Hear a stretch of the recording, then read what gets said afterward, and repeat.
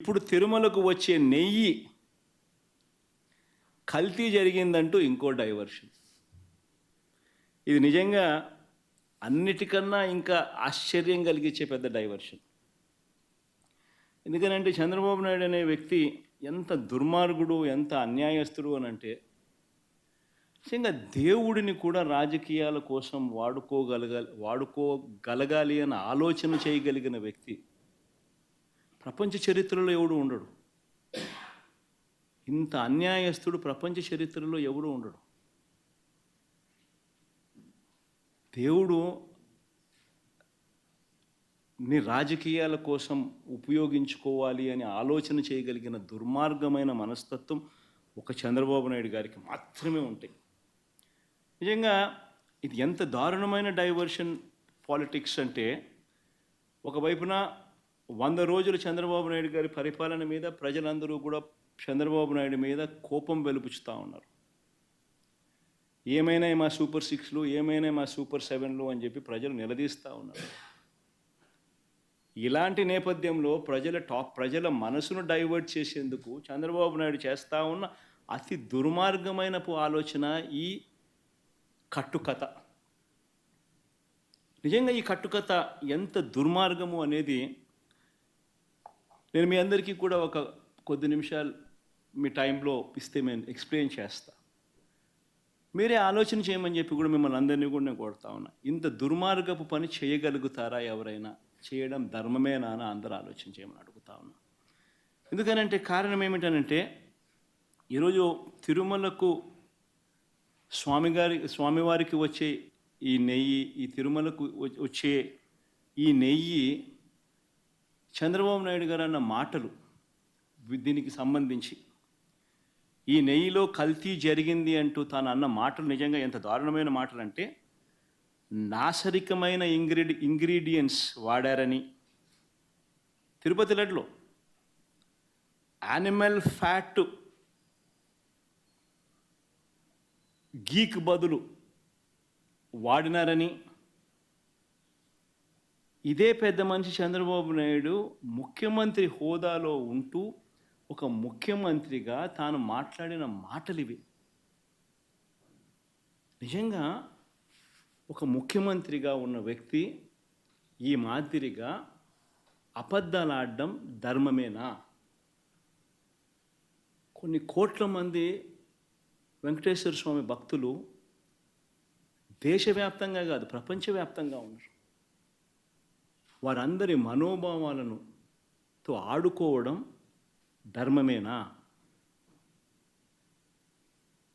నిజంగా అసలు ప్రొసీజర్ ఏంది, ప్రక్రియ ఏంది, ఎలా జరుగుతుంది అన్నది నిజంగా కూడా అందరూ ఒక్కసారి ఆలోచన చేయాలి. ఈరోజు ఈ నెయ్యి సప్లై చేసే ఈ కార్యక్రమం ఏదైతే జరుగుతూ ఉందో, ఇదేదో కొత్తగా జరిగే కార్యక్రమం కాదు. ఇది ప్రతి 6 నెలలకు ఒకసారి ఇది రొటీన్గా రెగ్యులర్గా జరిగే కార్యక్రమం. ప్రతి 6 నెలలకు ఒకసారి ఆన్లైన్లో టెండర్లు పిలుస్తారు. ఆ ఆన్లైన్లో పిలిచిన టెండర్లకు ఆధారంగా కంపెనీలు కోట్ చేస్తాయి. L1 ఎవరికి వస్తారో వాళ్ళని బోర్డు అప్రూవ్ చేస్తుంది. ఇది రొటీన్గా 6 నెలలకు ఒకసారి రొటీన్గా జరిగే కార్యక్రమం. మరి రొటీన్గా జరిగే ఈ కార్యక్రమం ఏదైతే ఉందో, దీనికి సంబంధించి ఆ క్వాలిఫికేషన్ క్రైటీరియా ఇటువంటివన్నీ కూడా కొత్తగా మార్చింది ఏమీ ఉండదు. ఎవడు మార్చేది ఏమీ లేదు, కొత్తగా మార్చింది అంతకన్నా లేదు. ఎప్పటి నుంచో జరుగుతున్న ఈ క్వాలిఫికేషన్ క్రైటీరియా తిరుపతికి సంబంధించిన వెంకటేశ్వర స్వామికి సంబంధించిన లడ్డు అనేది ఎంత ప్రసిద్ధి కాంచిన లడ్డు అంటే, దానికి సంబంధించిన లడ్డు తయారీలో వాడే ఈ నెయ్యి కానీ, వాడే ఇంగ్రీడియంట్స్ కానీ ఇవన్నీ కూడా దశాబ్దాలుగా జరుగుతూ ఉన్నాయి. ఇవన్నీ ప్రొక్యూర్మెంట్ ప్రాసెస్ అనేది. ఇదేం కొత్తగా ఎవడు వచ్చి చేసేది ఏమీ లేదు, ఎవడు కొత్తగా దాంట్లో ఏలు పెట్టేది లేదు. రొటీన్గా జరిగే ఈ కార్యక్రమం, ఈ రొటీన్గా జరిగే ఈ కార్యక్రమం 6 నెలలకు ఒకసారి రొటీన్గా జరిగే కార్యక్రమంలో ఎవరు L1గా వస్తారో వారికి ఇస్తారు. మరి ఎవరు సప్లై చేసినా కూడా, మరి ఎవరికి ఎల్వన్గా వస్తారు, ఎవరు సప్లై చేసినా కూడా వాళ్ళు ప్రతి ఒక్కరూ కూడా వారు సప్లై చేసిన ప్రతి ట్యాంకర్తో పాటు, వెరీ ఇంపార్టెంట్ ఈ పాయింట్, టీటీడీలో జరిగిన అక్రమం అన్నిటికైనా పెద్ద తప్పు.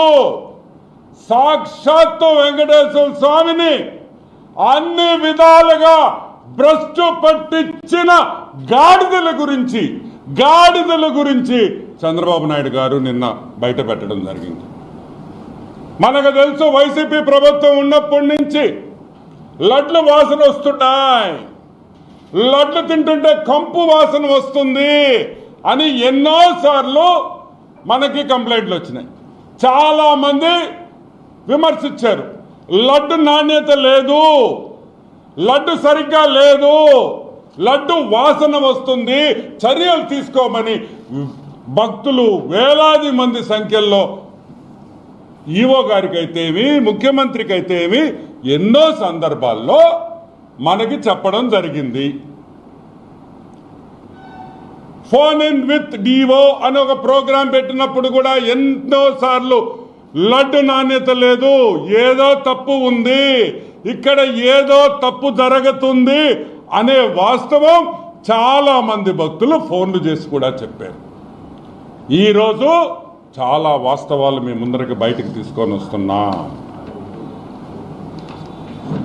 ఎన్డిఆర్ఐ రిటైర్డ్ ప్రిన్సిపల్ సెక్రటరీతో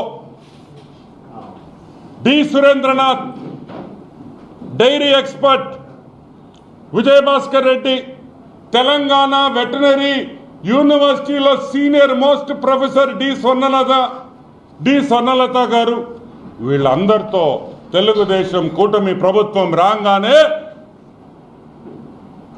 ఒక కమిటీ వేశాం. దేనికి వేశాం ఈ కమిటీ? అసలు ఎందుకు లడ్లు బాగలేదు, అసలు ఎందుకు ప్రసాదాలు బాగలేదు, అసలు ఎందుకు అక్కడ పెట్టే భోజనాలు ఎందుకు సరిగ్గా లేవు, ఎక్కడ లోపం ఉంది అని ఈ ముగ్గురితో ఒక కమిటీ వేశాం. సీనియర్ మోస్ట్ ప్రొఫెసర్స్, ఇండస్ట్రీలో చాలా నాలెడ్జ్ ఉన్నవాళ్ళు, చాలా తెలివి ఉన్నవాళ్ళు, సబ్జెక్ట్ ఉన్న వాళ్ళతో వేశాం. వేసిన తర్వాత చాలా వాస్తవాలు బయటకు వచ్చినాయి, చాలా వాస్తవాలు బయటకు వచ్చినాయి. వైసీపీ గవర్నమెంట్లో నెయ్యి సరఫరా చేసే వాళ్ళని మార్చేశారు. ఎవరు నెయ్యి సరఫరా చేస్తున్నది ఎక్కువ? Nandini dairy, Karnataka milk federation, government of కర్ణాటకకు సంబంధించిన కర్ణాటక గవర్నమెంట్ సంబంధించిన మిల్క్ ఫెడరేషన్ నందిని బ్రాండ్తో నందిని ఘీ తిరుమలకు సరఫరా చేస్తున్నారు. మార్చారు. ఎందుకు మార్చాల్సి వచ్చింది? ఎందుకంటే నందిని వాళ్ళు, కర్ణాటక మిల్క్ ఫెడరేషన్ వాళ్ళు డబ్బులు ఇవ్వరు కాబట్టి, లంచాలు ఇవ్వరు కాబట్టి వాళ్ళని తీసి తక్కువ రేటుకి వాళ్ళకి రాలేరు, వాళ్ళు చేయలేరు, వాళ్ళకు వర్కౌట్ కాదు అని చెప్పి వాళ్ళని తరిమేయడం జరిగింది. ఈ విషయం కర్ణాటక అసెంబ్లీలో కూడా చర్చ జరిగిన విషయం మీకు అందరికీ గుర్తు చేస్తున్నా. కర్ణాటక అసెంబ్లీలో కూడా చర్చ జరిగింది. ఎందుకు మేము పంపించేకి మేము తక్కువ రేటుకి లాభాలు లేకపోయినా మేము పంపిస్తుంటే కూడా తీసుకోవటం లేదు అని అసెంబ్లీలో, కర్ణాటక అసెంబ్లీలో దీని మీద చర్చ జరిగిందని కూడా మీకు మనవి చేస్తా ఉన్నా. ఈరోజు ఒక్క విషయం చెప్తా. ఏమయ్యా, మామూలుగా ఆవు నెయ్యి, మంచి ఆవు నెయ్యి ఎంత అనుకుంటున్నారు రేటా? మంచి ఆవు నెయ్యి, నాణ్యత గల ఆవు నెయ్యి రేట్ ఎంతో తెలుసా మీకు? 1000 రూపాయలు తక్కువ ఎక్కడ కూడా నాణ్యతమైన నెయ్యి దొరకదు. 1000 రూపాయలు తక్కువ అంటే ఒక కేజీ నెయ్యి, మంచి నెయ్యి ఏమి కలపకుండా మంచి కేజీ నెయ్యి కావాలంటే 1000 రూపాయలు పై మాట. కావాలంటే మీ ఇళ్లలో మీ అక్క చెల్లెళ్ళని, మీ భార్యల్ని, మీ శ్రీమతుల్ని, మీ అమ్మల్ని, అవ్వల్ని అడగండి ఆవు నెయ్యి ఎంత అవుతుంది. మంచి ఆవు నెయ్యి ఏమయ్యా టెండర్ పిలిచి 320 రూపాయలకి ఇచ్చేస్తారా? ఎంత? 320 రూపాయలుకి నలుగురికి ఇచ్చారు కాంట్రాక్టు. ఎవరు? The great YCP government, the great Dharma Reddy, the useless fellow Subba Reddy, the worst fellow Karunakar Reddy. ఈ నలుగురు కలిసి 320 రూపాయలకి ఇచ్చారు. నేను అడుగుతున్నా 320 రూపాయలకి నాణ్యమైన ఆవు నెయ్యి ఇచ్చే మగోడు ఈ ప్రపంచంలో ఎక్కడైనా ఉండాడా అని నేను అడుగుతున్నా. Is there a single person who can supply? 15,000 కేజీలు రోజుకి అంటే ఎంత నష్టం వస్తుంది?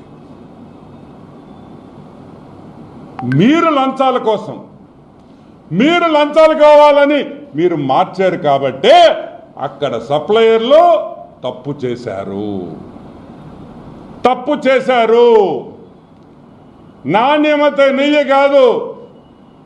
నాణ్యమైన నెయ్యి కాదు. అది కూడా నేను ఇప్పుడు నిరూపిస్తానని కూడా మీకు మనవి చేస్తా ఉన్నా. ఒక ల్యాబ్ సర్టిఫికేషన్ లేదు. ఏమాయా ఇంత డబ్బులున్నాయా? తిరుమల తిరుపతి దేవస్థానానికి 75 లక్షలు పెట్టి ఒక ల్యాబ్ పెట్టుకోలేని పరిస్థితుల్లో ఉన్నారా? అంటే ల్యాబ్ పెట్టుకుంటే మీ భోగత్వం బయటకు వస్తుందని భయమా? 75 లక్షలతో మంచి వచ్చే నెయ్యి, వచ్చే పాలు ఎక్కడుంది? ఏం మంచి పాల? ఎవరికి వాడుతున్నారో